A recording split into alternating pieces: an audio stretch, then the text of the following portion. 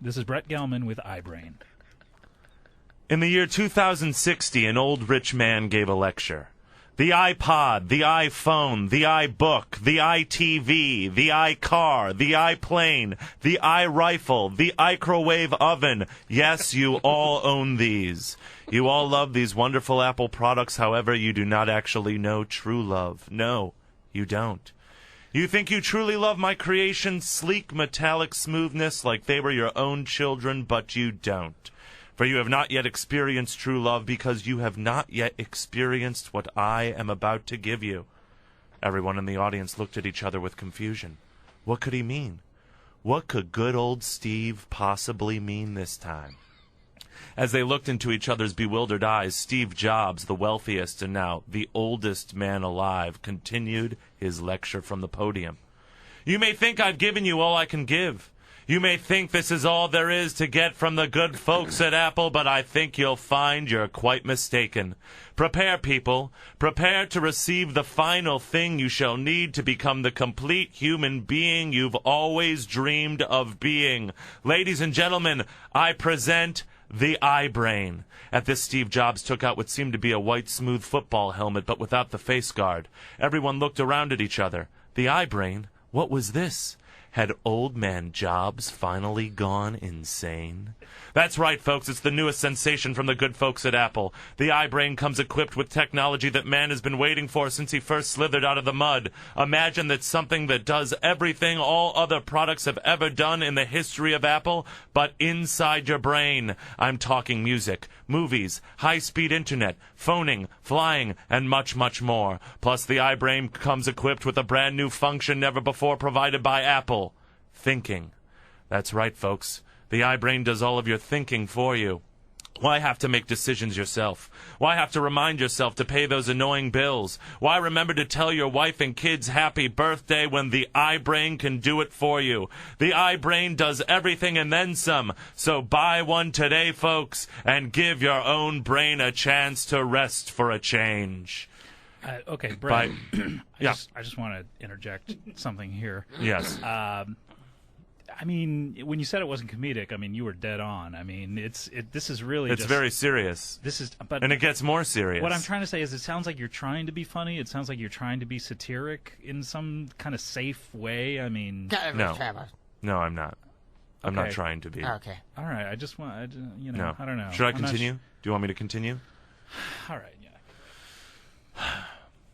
By the time the old man had finished his speech, the audience was already up in arms, cheering as if they had just seen Jesus himself emerge from heaven and hand them the key to happiness. Old man McWashington was weeping, he was so thrilled.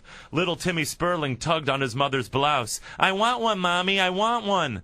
And in the back of the auditorium stood a reasonably attractive man and a reasonably attractive woman, watching the hysteria objectively as if they were staring into some twisted human aquarium.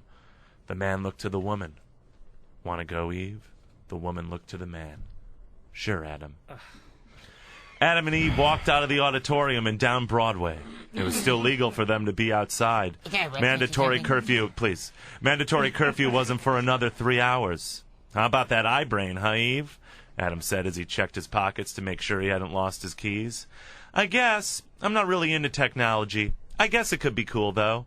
Eve wasn't really interested in talking about the iBrain. She was currently searching her own brain to try and remember what polar bears looked like.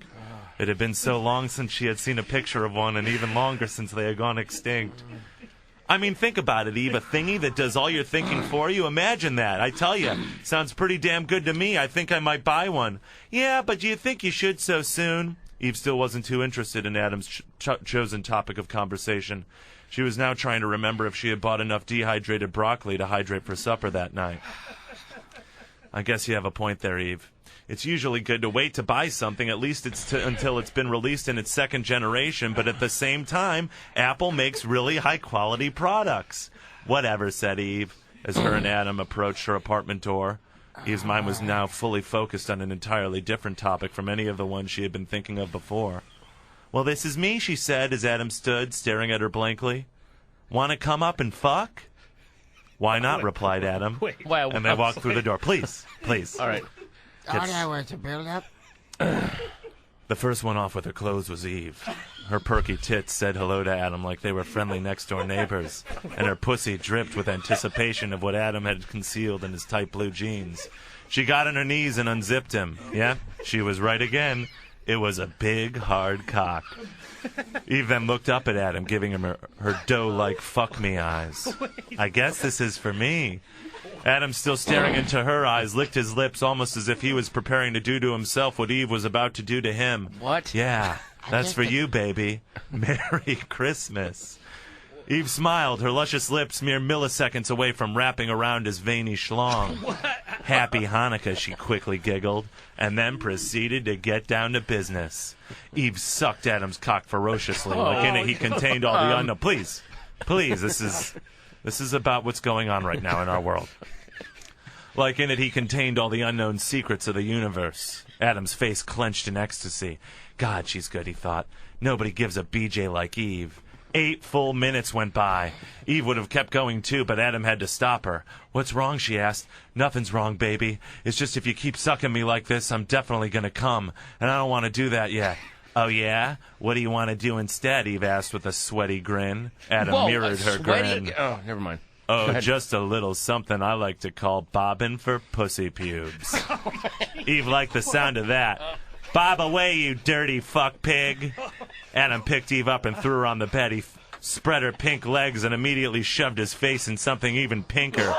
He then proceeded to let his tongue dance on Eve's clit like Baryshnikov. Swirling and twirling with the greatest of ease, he painted her fence with not 1, not 2, but 47 saliva coats. Oh, God, please. I know, it's discomforting where we're at right now. No, Brett. Just then, Eve slapped him across the face and without warning him, took Adam's rock-hard beef loaf and shoved it into her hot, hairy oven. At first, Adam teased her, just dipping in the tip of his head. And then, after a couple of tip tests of the old twat water, plunged his whole hard meat thermometer deep into her tight lower mouth. Eve screamed in ecstasy. Oh, God, that's horrible. Yeah, that's right. Fuck me good. Fuck me good, bozo. Put your balls in my bucket and get 50 points, you goddamn perverted clown. Yeah, bozo. Fuck me right. Adam grunted in between thrusts. Why do you keep calling me bozo? Because you're a clown. You're a cock clown. Now go over to my dresser, put on your clown makeup, and cock me some more, you sick molesty fucker. Adam looked at Eve's dresser, and sure enough, there was clown makeup on top of it. He got up off her bed, walked over to the dresser, and quickly did what his master had commanded him to do.